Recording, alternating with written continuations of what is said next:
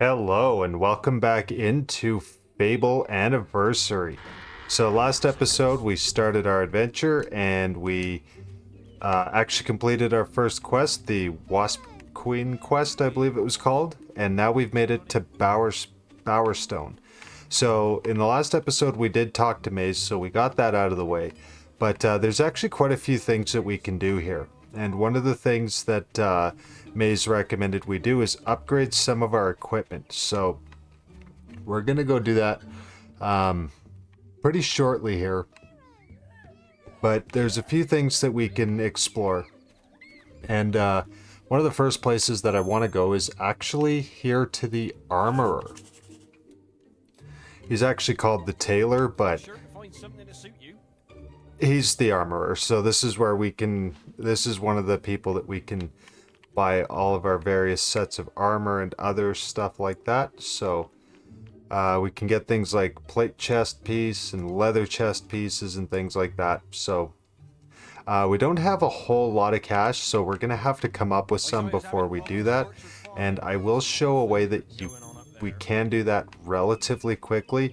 It's a decent technique early game, but it gets outweighed by a different technique. So another place that we can go is to the barber if we want to get a new haircut. And we only have access to a few so far. I'm not going to worry too much about my appearance right now. The actual, I believe the thing I'm looking for is in one of the houses nearby. I'm just trying to remember which one. Was it this guy? Go in here. Up the stairs. I believe this is the house. And this one is not. So one of these houses in here does have one of those silver keys. I'm just failing to remember which one. All I remember is it's one that has a like an outside veranda on it. Oh, maybe it was the armorer's house. Do. Ah, yes, it was. So yeah, here's one of the silver keys. I think we have 2 or 3 of them now. 2? That sounds about right. So, before we get too far into things, there's a couple things to make a note of. When you do come into Bowerstone, this woman actually... Oh, woe is me. My son is poorly. It's me boy. My poor little boy. We were on a picnic at Lookout Point when he found these strange mushrooms. The witch in Bowerstone Key says we shouldn't worry, but she needs more of the mushrooms before she can cure him. I would find them myself, but I need to look after Aldi. Please, could you help us? So what we've just done is picked up a side quest. So we have to keep a lookout for 4 blue mushrooms.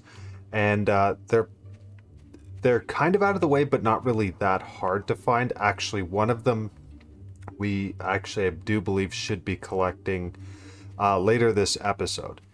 So a couple things to keep in mind is, one, you can come into the inn, and if you want to pass time, one of the ways that you can do it is by sleeping in a bed. Certain places will have different prices. This place is 35 gold. Another thing that you can do in Bowerstone here, I believe most places, is there will be beds that don't belong to people. So it'll just say, are you sure you want to use this bed? And you can sleep until night. But the way that I'm going to be passing time, and it'll be nothing for you fine viewers, but I'm actually going to pass some time playing the this bar game. So what it is is it's a standard card pairs game, so it's a memory game. And what you can do is you can make a bet.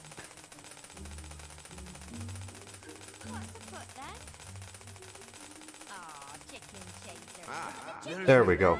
So, yeah, that's a really annoying sound. But what you can do is you can make a bet, and you'll have a timer from when you start the game, and you have up to 40 seconds, but you get a special prize if you complete it in under 30 seconds. And this is one of the easier games that you can win. I'll show one just to show it off, and then I'll cut to when I've made enough money to do what I want to accomplish here in Bowerstone. But the way I like to play the game is I start in the bottom right corner, and I just try to memorize the cards that I started with. So the first card I got was the king. It's a little bit harder to do when I'm trying to narrate as well, so I may not even complete this, but it's generally not bad. I believe it was down. Nope. There we go. I knew it was around there somewhere. Ah, haha. Okay, so I didn't beat it quite in time. When I get the prize, then I will cut back in, and then I will also cut in at the end once I've completed it. So I'll see you all in a little bit.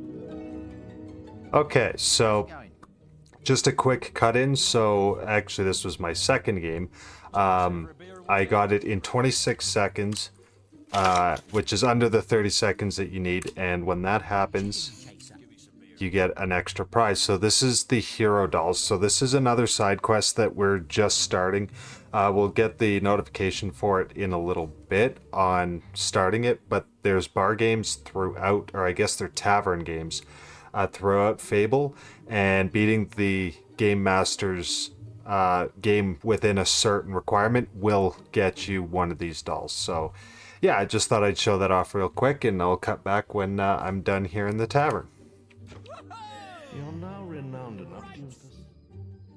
Okay, so we are back actually in the middle of the tavern games. I came over here to Bowerstone Key because we're getting close to that time of night where in Bowerstone Key and a couple other places that you can find in Fable, there are these rings. And what happens is they set up a fight club. It's fists and that's it.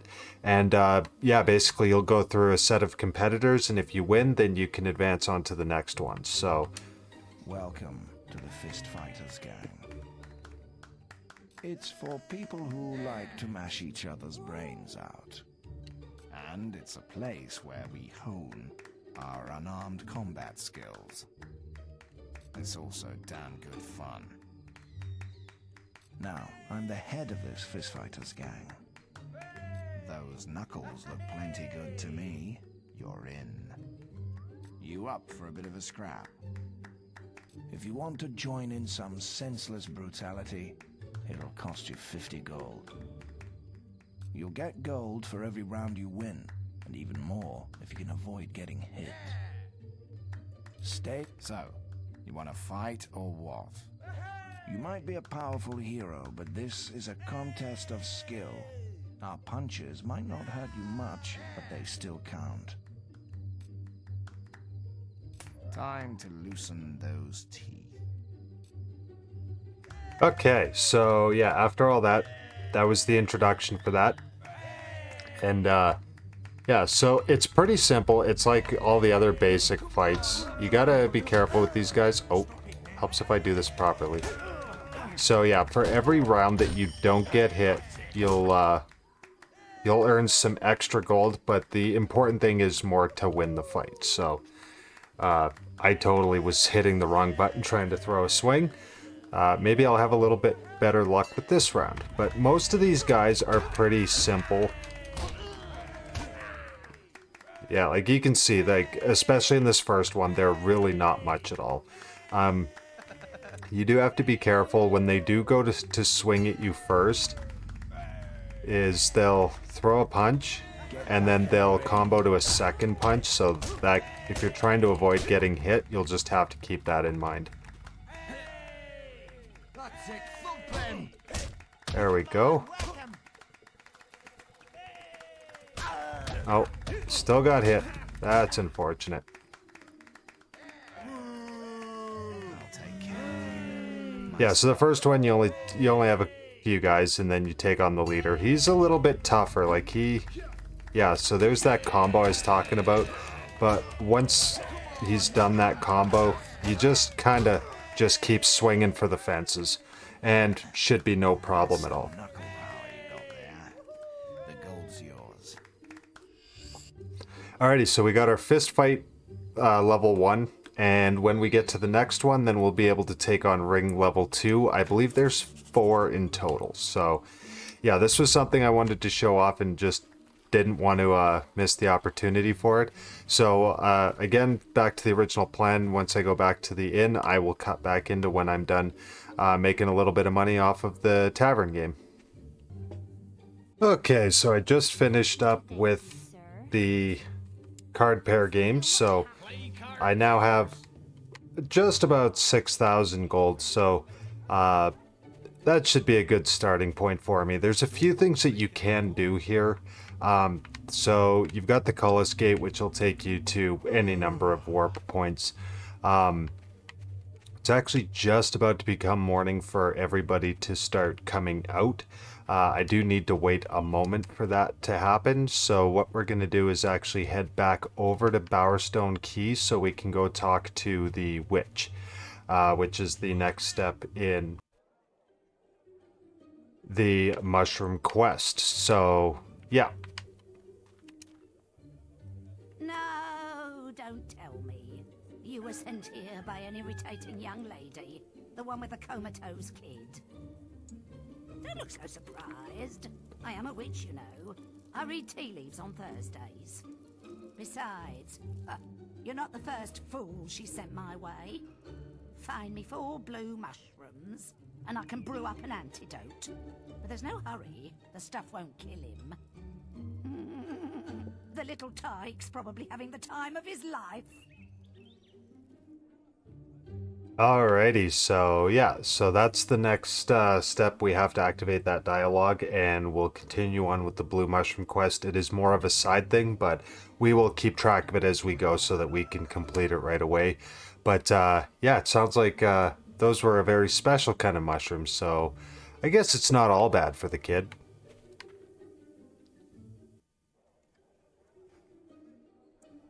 Okay. So everybody's just about up and out and about. The kids are running around. Look at him. And... oh, got a little bit of a stutter. That's one thing I've noticed with the Anniversary Edition. You can't really do a whole lot about is it seems to be very stuttery. So one thing Maze did recommend is that we do upgrade our equipment. The plate mail is very expensive. So what I'm actually going to wind up getting, because I'm not actually overly worried about it, is we're just going to get some leather chest pieces. Or, yeah, some leather, just something, right?